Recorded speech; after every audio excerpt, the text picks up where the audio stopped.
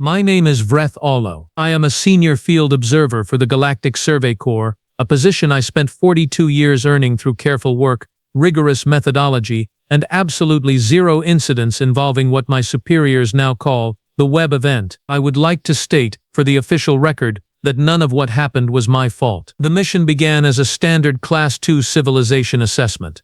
Sol 3, designation Earth. Dominant species biological. Bipedal, soft, no exoskeleton, no natural toxins, no reinforced cranial shielding. The pre-survey report described them as, and I quote, an emerging species unlikely to pose any significant threat to Corps personnel.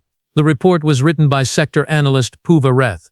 Vreth has since retired. She lives in a small habitat on the coast of Vega 4, and I am told she does not take calls anymore. I arrived with a team of 6, myself, 2 biological catalogers named Bessa and Drel, a communication specialist called Tog, a structural analyst named Yima, and a junior observer on his very first field posting, a young male named Fip. Poor, sweet Fip. He had such optimism when we landed. He thought fieldwork would be exciting. He was correct, but not in any way he had hoped for. We established our cloaked observation post on the edge of what the humans call a city, specifically a district of that city filled with something they call a coffee shop. We had been briefed on human beverage rituals, of course. Every survey team is. You learn that humans consume stimulant liquids in the morning, that they do so in groups or alone, and that the ritual appears to carry significant social weight. Standard, unremarkable. We had logged similar behaviors in 14 other species across 9 sectors. What we had not been briefed on was Marcus Webb. Marcus Webb was a human male, midlife, by human biological standards. Brown fur on his upper cranium, trimmed. He wore a garment in blue fabric with the text, I survived the 2012 triathlon, printed across the front. He sat every morning at a table outside the coffee dispensary on the corner of what the local maps called Breck Avenue. He had a ceramic vessel filled with the dark stimulant liquid. He had a folded newspaper, and he appeared to be, at all times, completely unbothered by everything happening around him. I want to be precise about this. Other humans in the street moved quickly. They checked small communication devices. They spoke to each other. They wore expressions that ranged from urgency to mild distress. Marcus Webb sat. He drank. He read. He occasionally looked up at the passing world with the expression of a being who had seen absolutely everything and rated exactly none of it above a mild personal interest. We logged him as a non-threat, a passive observer. Background element, biologically unremarkable. That was our first mistake. Our second mistake was deploying Drel into the adjacent park for biological sampling. The park backed up against a food dispensary, and behind that dispensary there were large bins containing discarded organic material.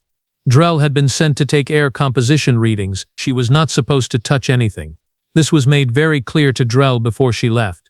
Drel has a problem, which is that she finds everything interesting and has no ability to leave interesting things alone. The large gray creature living inside the bin found Drel first. It was enormous, for a biological inhabitant of a waste receptacle. Gray fur, enormous tail. It made a sound like a small explosion when it encountered Drel, and Drel made a sound like a considerably larger explosion, and then she was running back across the park with the creature in full pursuit, and Tog was shouting updates into the comm system, and Yima was reading structural specs on the animal in real time and telling us, in a very calm voice, that what was chasing Drel was something the humans called a raccoon, which apparently could grow to an exceptional size if given regular access to discarded food. This raccoon had been given regular access to discarded food. We had been in this city for 11 days, and we had never once seen it because our survey parameters focused on the dominant species, not what we classified as ambient fauna. A classification error, significant one. Drel made it back to the post. The raccoon lost interest at the park's edge and returned to its bin. Drel sat down, removed her field kit, and said nothing for a long time. Then she said, that creature had a grip strength of approximately 40 kilograms per square unit. Nobody responded. There was not much to say. Bessa, to her credit, immediately began updating the ambient fauna section of our survey with what she called, professionally, significantly revised threat parameters. She worked efficiently. She was still working when Tog pointed to the visual relay and said, quietly, that human is looking directly at our post. We all looked at the monitor. Marcus Webb had lowered his newspaper. He was looking across the street toward our cloaked observation unit with an expression of mild curiosity. Not fear, not alarm. He was holding his ceramic vessel in both hands. He tilted his head slightly, the way humans do when they encounter something they cannot immediately place. Then he raised the vessel to his mouth, drank slowly, and looked back at his newspaper. Fip exhaled. He cannot see us, Fip said.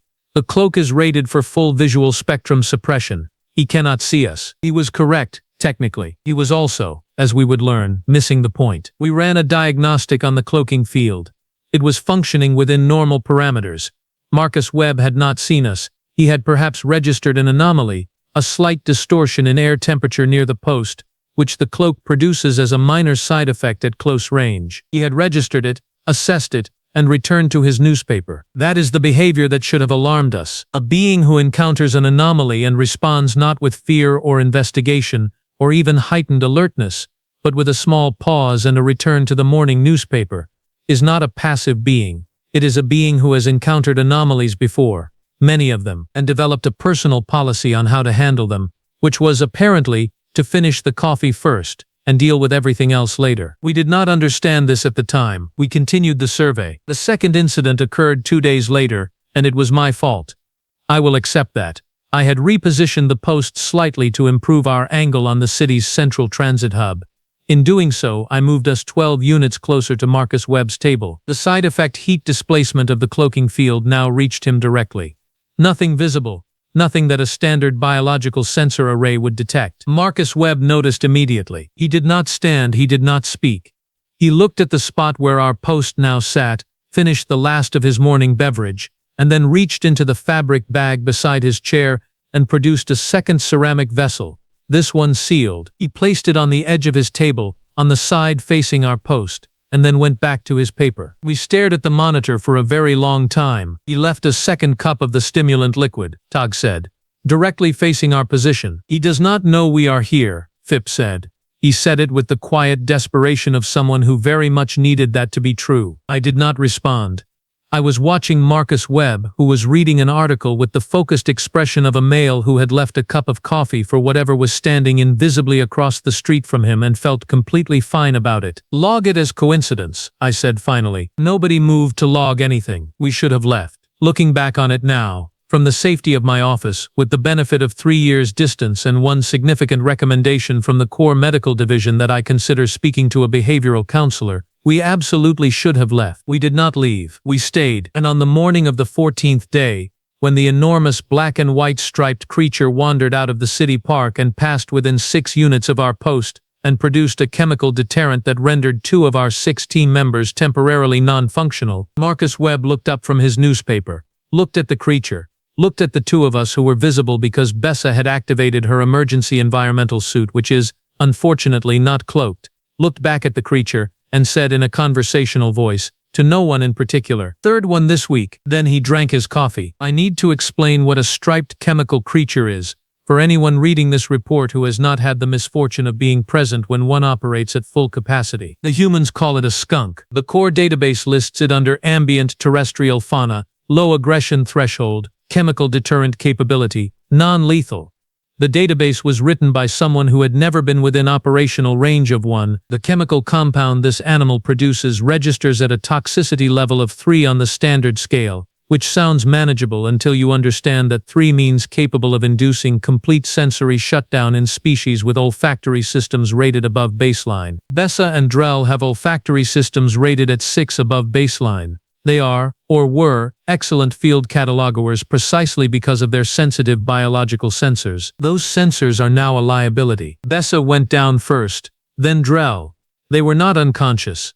They were simply, as Drel later described it, unable to process any input other than the compound. They sat on the floor of the post with their hands over their facial sensor clusters and did not speak for approximately 40 minutes. Fip, whose olfactory system is rated standard, stood over them with an expression I can only describe as the look of someone watching 2 senior colleagues have a personal crisis and knowing with complete certainty that he is not qualified to help. Meanwhile, outside, Marcus Webb was watching the skunk cross the street. He watched it with the relaxed attention of a being reviewing something mildly interesting on a slow morning. He had his newspaper folded on the table. He had his coffee. The skunk moved along the base of a wall, paused, reconsidered something only it understood, and continued toward the far end of the block. Marcus Webb tracked it with his eyes until it rounded the corner, then looked back at the empty air above his coffee cup and said, clearly and at a normal volume, "You all okay over there?" We heard this through the external audio relay. We did not move. Tog turned to me very slowly. His expression communicated a number of things simultaneously, none of them optimistic. Yima, who had spent the last 40 minutes running structural analysis on the skunk's chemical dispersal pattern and updating her threat assessment files, stopped typing. Fip looked at the monitor, then at me, then at the monitor again. "He is speaking to us," Tog said. "He does not know we are here," I said. I said it with no conviction whatsoever. It was an automatic response, the verbal equivalent of a reflex. The body says the words because saying them is easier than accepting the alternative. "He left us coffee 2 days ago," Tog said. "That was a coincidence," I said. "He is asking if we are okay." I looked at the monitor. Marcus Webb had returned to his newspaper. He turned a page. He lifted his cup and found it empty, set it down, appeared to consider something, and then produced a small device from his pocket, the kind humans use for communication, and made a call. A brief exchange. He lowered the device. 4 minutes later, a human in an apron brought him a new cup, and Marcus Webb thanked him by name, and then sat back in his chair with the posture of a being who had done everything he needed to do this morning and was now simply present in the world. I made a decision. In retrospect, it was not my best decision. But I made it, and I stand by the reasoning even if I cannot fully stand by the outcome. I reasoned that if Marcus Webb had somehow identified the approximate location of our post, which I was now approximately 70% certain he had, then staying silent was simply confirming that we were there and hiding. Whereas if I made a small, non-threatening, easily deniable signal, I could gather behavioral data on how a human responds to ambiguous external contact. I activated the thermal modulator on the exterior of the post and produced a brief pulse of warm air. The kind of thing that could, theoretically, be explained as a localized atmospheric event, a small gust. The kind of thing a human might notice and then attribute to any number of ordinary causes. Marcus Webb felt it. I could see it on the monitor. He looked up. He looked directly at the post. He nodded once, the way humans do when confirming receipt of information, and then he raised his coffee cup slightly, a gesture we later identified in the core database under Human Social Acknowledgement, Informal, Variant, Toast. He was toasting us. He was sitting on a public street, in full morning light, toasting an invisible alien observation post, and his expression was the expression of a male who found this perfectly acceptable. Tog sat down very heavily in his chair. Yima stopped updating her files. Fip said, "Are we making contact? Is this contact? I don't think we are authorized to make contact." "We are not making contact," I said. "We exchanged a thermal pulse for a cup gesture. It is not contact." "He toasted us," Fip said. "It was informal. He knows we are here. He suspects. He brought us coffee 2 days ago." I did not have an answer for that. I looked at the monitor. Marcus Webb was reading again. He had the particular stillness of a human who is comfortable. Not comfortable in the way that beings are comfortable when nothing is happening. Comfortable in the way that beings are comfortable when they have decided that what is happening is fine. There is a difference. The first kind of comfort is passive. The second kind is a choice. Marcus Webb had decided that the invisible alien survey team across the street from his morning coffee was fine. I found this more unsettling than anything else that had happened in 14 days, including the raccoon, including the skunk, including the moment on day 9 when Yima had shown us the full biological catalog of Sol 3 ambient fauna, and we had all sat in silence for a very long time looking at images of something called a moose. I called a team meeting. Bessa and Drel were still on the floor. I held the meeting around them. "Options," I said. "We leave," Yima said. "We leave," Tog said. "We leave," Fip said. Then, after a pause, "Can we say goodbye first?" Everyone looked at Fip. "He brought us coffee," Fip said defensively. "He asked if we were okay. He seems decent." Nobody had a strong argument against this, because Fip was correct. Marcus Webb was, by every behavioral metric we had gathered in 14 days, an extremely decent being.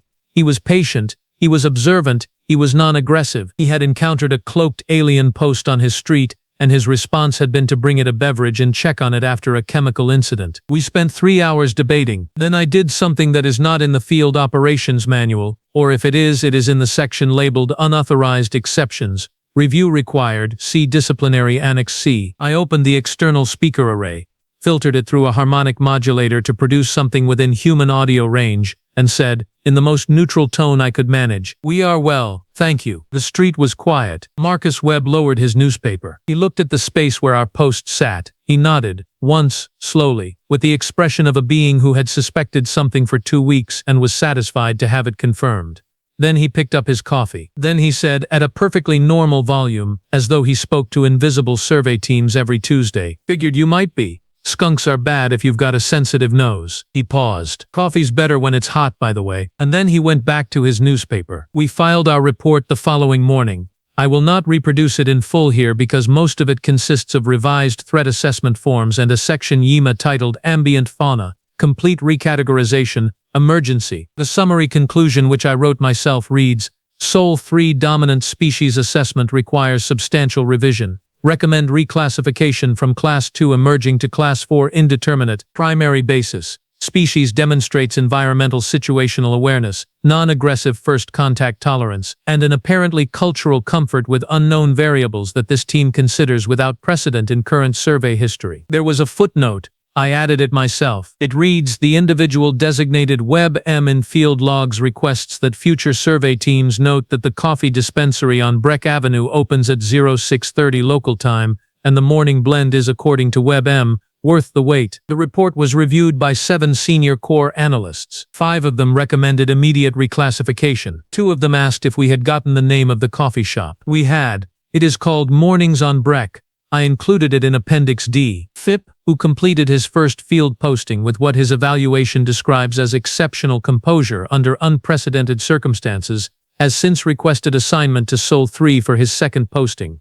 His request is under review. I have been asked, in 3 separate debriefings, whether I believe Marcus Webb knew exactly what we were from the first day. My honest answer, the one I give privately and not in official session, is this. I believe Marcus Webb sat down on the first morning, noticed something unusual across the street, decided it was not a threat, and made a personal decision to be neighborly about it. Because that is the kind of being he appeared to be. Not fearless exactly. Not ignorant. Simply, in some way that I do not have a clean scientific term for, comfortable with the unknown. He drank his coffee every morning. He read his paper. He left a cup for the neighbors. And somewhere in the files of the Galactic Survey Corps, in a section most analysts will never read, there is a log entry that will be discussed in training seminars for a very long time. Day 14, 0847 local time. Subject acknowledged post. Offered beverage. Expressed concern for team welfare following chemical fauna incident. Resumed reading. No further action taken. No further action. Just coffee. Getting cold in the morning air, and 1 human, completely unbothered, turning the page.